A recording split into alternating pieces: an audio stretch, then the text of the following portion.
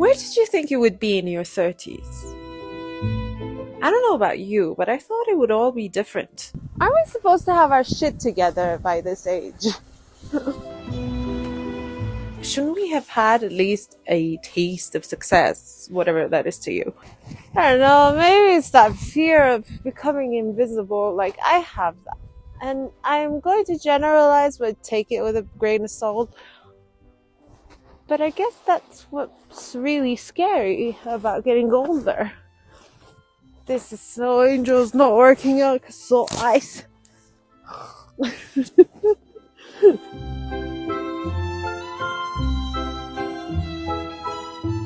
Yes, I'm skiing. And no, it has nothing to do with this video. But it does offer up some very good metaphors. Like, is it all downhill from here? Oh!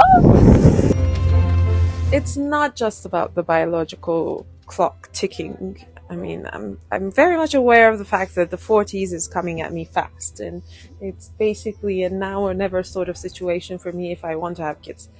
Which I don't. I really don't want kids. But you know, I've got friends who are juggling their rugrats and or want to really, really have children. And I realized that, okay, I gotta make a decision now. And I don't want to make a decision.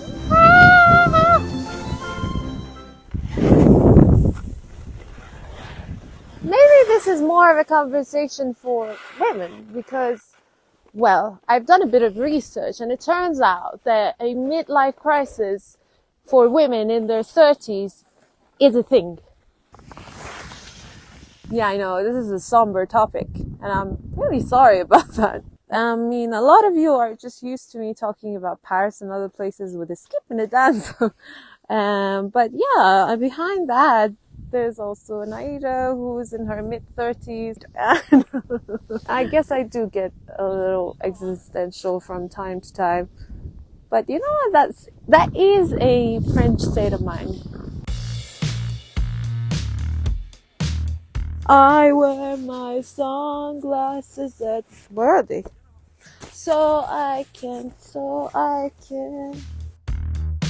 Why you? There's not much to show about me skiing. I suck at it.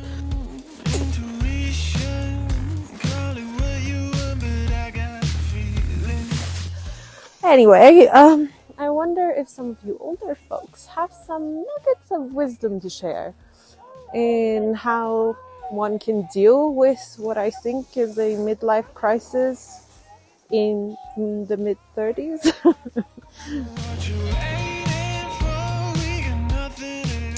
I wonder a lot about different things, like whether or not I have made the right choices in life, or if I'm being a proper adult. Yes, that does make me anxious. And you know what else makes me anxious?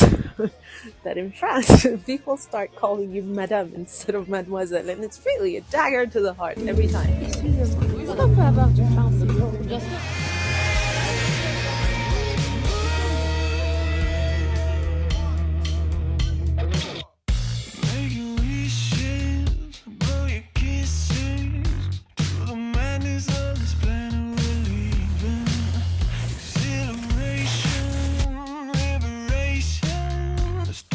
A lot of what I thought of as me was based or is based around how I looked. And I don't want to generalize that by saying that it's the same for everybody. But I find it hard for that to be stripped at. Stripped at? No. You have people like Brad Pitt and Tom Hardy, and those people stay hunks well into their, I don't know, old age, or whatever we used to call old age. But for women, we tend to fade faster than men. I really truly ask myself this a lot of the time. Am I no longer fun? Because I see these young kids in my ski class and they're all like, and I'm not. And I don't know, I feel like they think that I'm the older woman. And I That's weird because when I was young, girl, I was so fun and I was much cooler than those kids.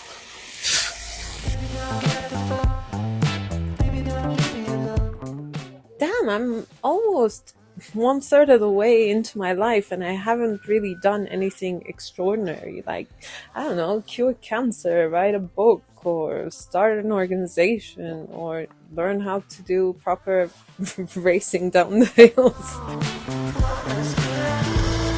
My favorite writer, well, my favorite French writer is Michel Houellebecq. I know, I'm not gonna get into it. Some people don't like him. But I think it's really interesting the way he uses forceps of truth to bring on something as, biting as aging. And he does it in such a way that it's just...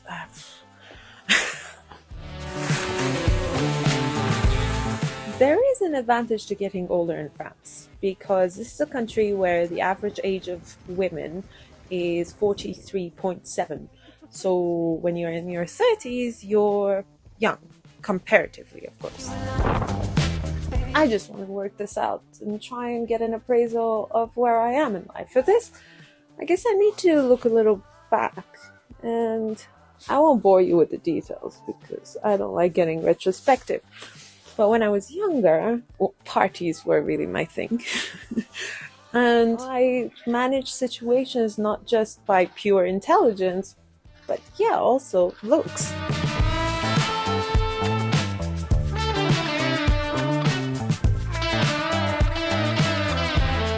Back then, I thought that there was more to life than just being boxed up or set on one specific path. I wanted multiplicity. I didn't know that much about the world, and I really knew that there was more to know, but I just didn't know how to make it happen. It was more of a general wish than a task.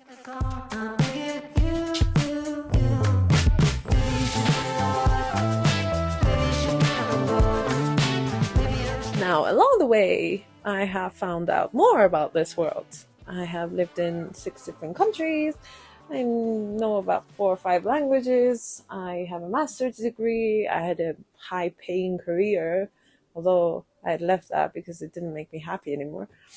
Winterland, tell me all your secrets. I'm generally happy for someone in their 30s. I've actually always been pretty happy.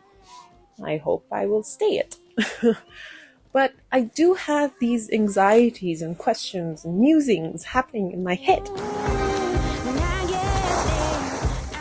I actually talked about this with a few friends of mine at a dinner, and we were a group of people, and when I brought it up, all the women were like, yeah, no, I have the same fears, it's awful, da, da, da.